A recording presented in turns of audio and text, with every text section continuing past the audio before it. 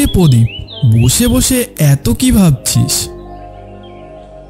দেখ, কর্মসূত্রে মেস ভাড়া করে কাজ করছে ঠিকই, কিন্তু আমার তো স্বপ্ন ছিল একটা ভালো সরকারি চাকরি করার, তাই না?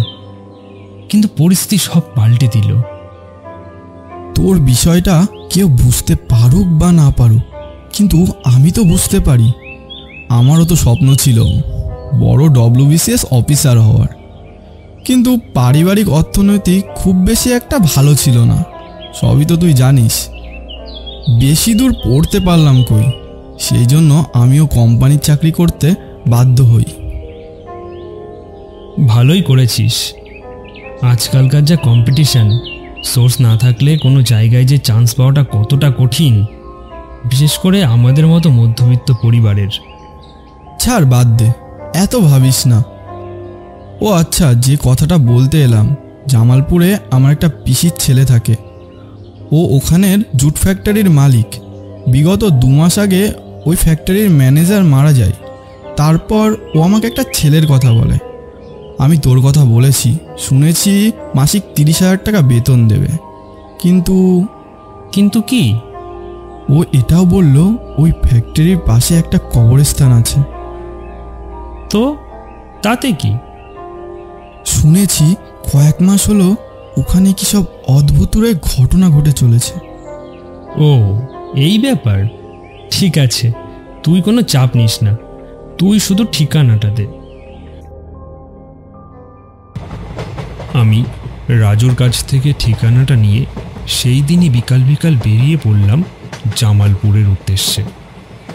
প্রথমে ট্রেন ও পরে বাসে করে যখন জামালপুরে পৌঁছালাম, তখন সন্ধ্যা ঘনিয়ে রাত নামতে শুরু করেছে। এরকম জনশূন্য গ্রাম আমি এর আগে কখনো দেখিনি। আশেপাশে কাউকেই চোখে পড়ল না। আমি আরো একটু এগিয়ে গেলাম।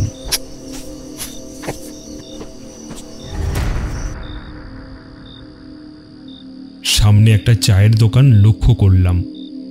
সেখানেই কিছু লোক দাঁড়িয়ে আছে। আমি সেখানে যেতে না যেতেই একজন লোক বলে উঠল, কে আপনি? কোথা থেকে এসছেন? কাকে চাই? আগে আমি প্রদীপ বসু, গোপালপুর থেকে এখানে জুট ফ্যাক্টরিতে কাজের জন্য আসছি। আপনারা যদি বলে দিতে পারেন যে ওই ফ্যাক্টরিটা কোন দিকে। ক্ষমা করবেন, কিন্তু জুট ফ্যাক্টরির পাশেই আমাদের এই গায়ের কবরস্থান আছে। ওখানে যাওয়াটা আপনার ঠিক হবে না, আপনি ফিরে যান। দেখুন, আমি যে কাজের জন্য এখানে এসেছি সেটা আমার খুবই দরকার, তাই আমি ফিরে যেতে পারবো না। আপনি শুধু বলুন যে ফ্যাক্টরিটা কোন দিকে। দেখুন, আপনাকে সাবধান করার দরকার করলাম, এবার আপনার ব্যাপার। এখান থেকে একটু এগিয়ে গিয়েই সামনে বাহাতে ফ্যাক্টরি। আপনাকে অনেক ধন্যবাদ।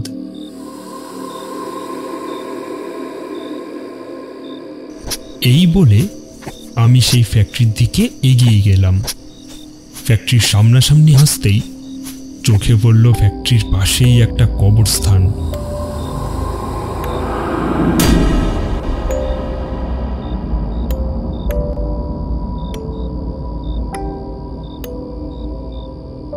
তারপর আমি আমার বন্ধুর ভাইয়ের সাথে কথা বলি। তাহলে আপনি সব কাজ বুঝে নিয়েছেন? হ্যাঁ হ্যাঁ দাদা, আমি সব কাজই বুঝে নিয়েছি। তা আপনি এখানে কোথায় থাকবেন কিছু ঠিক করেছেন? না, আমি তো এখানে কাউকে চিনি না, তো আপনি যদি একটা থাকার জায়গা করে দিতে পারেন তাহলে খুব ভালো হতো। থাকার জায়গা তো আছে, কিন্তু জানি না আপনি ওখানে মানিয়ে নিতে পারবেন কিনা। আমি যে কোনো পরিবেশেই মানিয়ে নিতে পারি, আপনি শুধু জায়গাটা বলে দিন কোথায়। আচ্ছা, আপনি একটা কাজ করেন, আমার সাথে আসেন।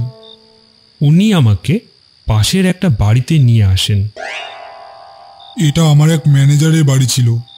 উনি বিগত 2 মাস আগে মারা যান।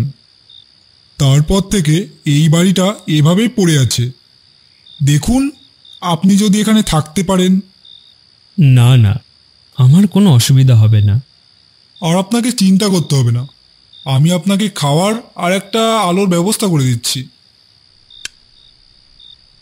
গভীর রাত। হঠাৎ একটা আওয়াজে আমার ঘুম ভেঙে গেল। আমি হাতে হ্যারিকেনটা নিয়ে ঘর থেকে বাইরে বেরিয়ে এলাম। আওয়াজটা শুনে মনে হলো কেউ যেন একটা কিছু চিবিয়ে চিবিয়ে খাচ্ছে, আর শব্দটা আসছে পাশের ওই কবরস্থান থেকে। পর মুহূর্তে আমার মনে হলো নিশ্চয়ই কবরস্থানে হয়তো শেয়াল কুকুর এসেছে কিছু একটা খাচ্ছে।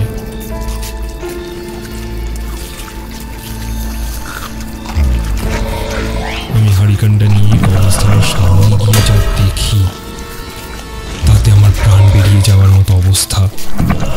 হ্যারিকেনের আলোতে স্পষ্ট দেখতে পেলাম বিরাট কিছু অদ্ভুত একটা কবর থেকে মাটি সরিয়ে মৃত মানুষের দেহ ছিঁড়ে ছিঁড়ে খাচ্ছে।